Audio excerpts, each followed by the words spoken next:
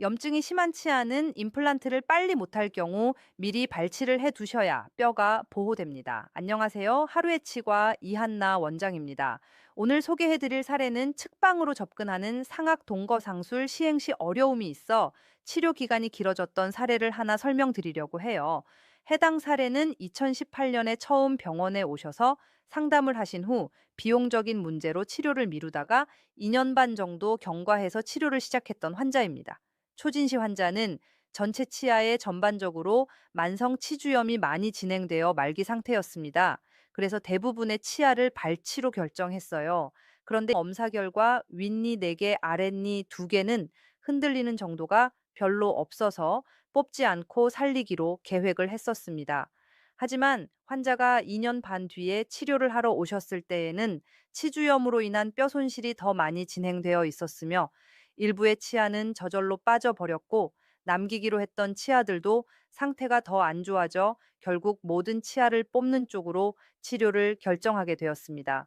여기서 한 가지 꼭 알아야 하는 것이 있습니다. 그것은 치주염이 진행되고 있는 치아의 경우 그대로 방치하게 되면 건강한 치조골이 점점 더 사라져 버린다는 점입니다. 환자분들은 쉽게 뼈 이식을 하면 되지 않느냐 하시는데 뼈 이식을 할 수 있는 부분이 있고 할 수 없는 부분이 있어요. 이렇게 치주염으로 소실된 뼈는 뼈 이식을 할 수 없는 경우가 더 많고 어렵게 뼈 이식을 한다고 해도 감염이나 실패의 가능성이 높아지게 됩니다.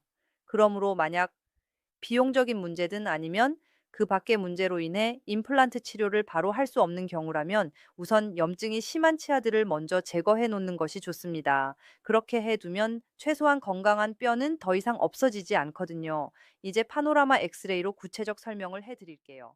처음 병원에 오셨을 때의 상태는 전체적으로 치주염이 심했으며 앞니 보철의 경우 보철 안쪽에서 치아들이 충치가 진행되어 있어 전체적인 치료가 필요하다고 결정했어요. 하지만 당시 일부 치아는 뽑지 않고 살려서 치료를 하기로 했습니다. 해당 치아들을 살리기로 했지만 치주 상태가 좋지 않고 전체적인 조화를 고려해서 신경치료 후 크라운 치료를 하기로 했습니다. 위쪽 어금니 부위는 상악동 영역이 크고 뼈가 부족해서 상악동 거상이 필요하다고 설명했어요. 그러나 환자는 비용적인 문제로 치료를 시작하지 못했습니다. 그렇게 해서 환자는 약 2년 반이 지나서 다시 병원에 오셨어요. 그동안 치주염이 더 심해서 치아들이 많이 흔들려서 치아들을 서로 연결을 한 흔적이 보였습니다. 하지만 그렇게 연결한다고 다시 잇몸이 건강해지는 것은 아닙니다. 몇 개의 치아는 스스로 빠지기까지 한 상태였습니다. 결국 이제는 더 이상 미룰 수 없다고 생각하시고 치료를 시작하기로 했습니다.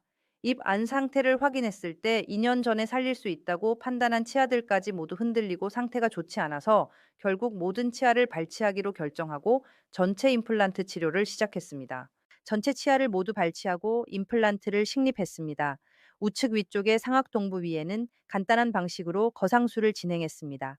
그러나 좌측 위 어금니 부위 쪽 상악동은 이미 상악동이 뚫려 있어 우선 발치만 진행을 해 두었습니다. 그렇게 해서 모든 치아 발치, 염증 제거, 위쪽에 8개, 아래 9개의 임플란트를 식립했습니다. 저는 임플란트를 넉넉하게 심는 편입니다. 그 이유는 아래에 링크를 걸어두겠습니다. 그리고 식립한 모든 임플란트에 지대줄을 연결해서 수술 당일 임시 치아를 끼워드렸습니다. 이 발치를 한 후 2개월 정도 경과한 후 상악동 거상술 중 윈도우 방법으로 수술을 시도했습니다. 하지만 1차 시도 시에 상악동 점막이 찢어져 뼈 이식을 하지 못하고 차단막으로 상악동 처치만 했습니다. 그리고 다시 2개월 후 상악동 윈도우 수술을 해서 뼈 이식을 한 모습의 파노라마 사진입니다. 핑크색 부분이 윈도우 방식으로 뼈 이식을 한 부위입니다. 하루 예치과에서는 바이오오스라고 하는 뼈를 사용하고 있으며 차단막은 바이오 가이드를 사용합니다.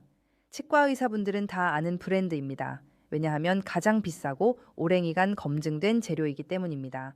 윈도우 방식의 상악동 거상술을 하더라도 상악동 바닥에 뼈가 어느 정도만 있어도 뼈 이식과 함께 임플란트를 심는 경우가 더 많습니다. 하지만 이 환자분의 경우 발치 시기가 너무 늦어졌기 때문에 상악동 바닥에 남은 뼈가 전혀 없어서 이렇게 긴 시간의 치료가 필요하게 되었습니다. 상악동 거상술 뼈 이식을 한 후 6개월 기다렸다가 임플란트를 심고 다시 6개월을 기다렸다가 최종적인 보철을 완성한 모습입니다. 그렇게 해서 이 환자는 수술을 시작하고 약 1년 반 정도의 치료 기간이 걸린 경우입니다.